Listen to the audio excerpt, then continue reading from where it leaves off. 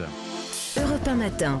Vous devriez écrire un livre, Vincent. Oui, c'est ça. Vous écrivez bien. C'est pour les gens qui ne savent pas écrire, pour ceux qui ne savent pas lire. Nicolas Caro, le livre du jour, justement, ce matin, vous nous parlez d'un... Alors, c'est un livre enquête un peu particulier. Un grand livre signé Caroline de Bodina chez Flammarion. L'auteur est romancière et journaliste et c'est donc un récit, mais écrit avec style et les techniques du roman. Et alors, le sujet, il y a un indice dans le titre, Demain dès l'aube. Victor Hugo, le Tout poème. juste, Oui. demain dès l'aube, à l'heure où blanchit la campagne, je partirai, vois-tu, je sais que tu m'attends. J'irai par la forêt, j'irai par la montagne, je ne puis demeurer loin de toi plus longtemps. Et à la fin du poème, on comprend, il se rend sur une tombe, déposer des fleurs, celle de sa fille Léopoldine, morte noyée quelques années plus tôt. Caroline de Bodina a passé près d'un an en immersion dans le secteur des pompes funèbres et elle s'est tuée à la tâche. Elle a fait tous les métiers de la mort, surtout elle a voulu montrer ceux et ceux dont on ne parle jamais. Mais c'est un livre reportage. En un sens, mais complètement subjectif et avec le style et la drôlerie de Caroline de Bodina, humour noir évidemment très utile en ces circonstances, ça commence comme ça. J'ai toujours préféré les enterrements au mariage. Les éclaboussures du bonheur me rasent, les trémolos du oui me laissent de marbre. Je ne sais jamais comment me saper autrement qu'en veuve italienne, ce que je ne suis pas. Et voilà comment elle nous embarque. On la suit pour aller chercher les défunts,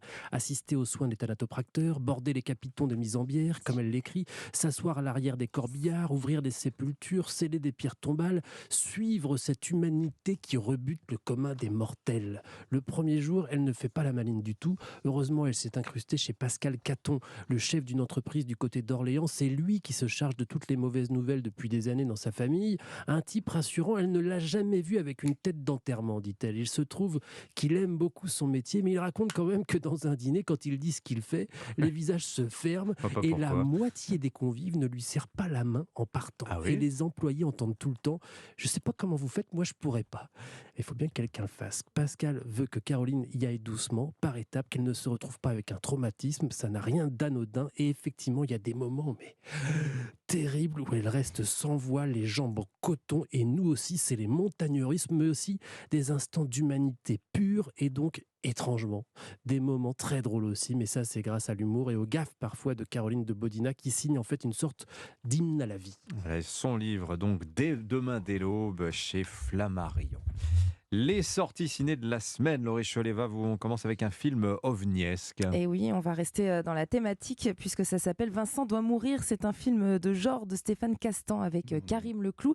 Le pitch, il est assez génial. Imaginez que du jour au lendemain, tous les gens qui croisent votre regard sont pris d'une soudaine envie de vous tuer. C'est ce qui va arriver à Vincent, un garçon sans histoire qui va se retrouver agressé dans sa vie quotidienne.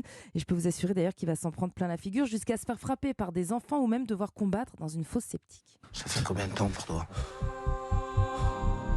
que des gens veulent te tuer? Putain, mais t'es qui?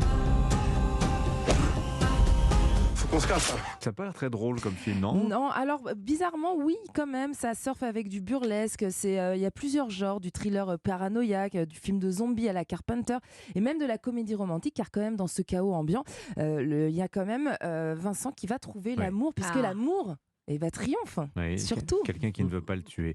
Voilà. Laurie, un autre film qui vous a beaucoup touché cette semaine. Un film européen, Le Petit Blond de la Casbah d'Alexandre Arcadi, le réalisateur de L'Union Sacrée ou encore du Grand Pardon, qui livre un film très personnel, inspiré de son propre roman dans lequel il revient sur la naissance de sa passion pour le cinéma en pleine guerre pour l'indépendance de l'Algérie.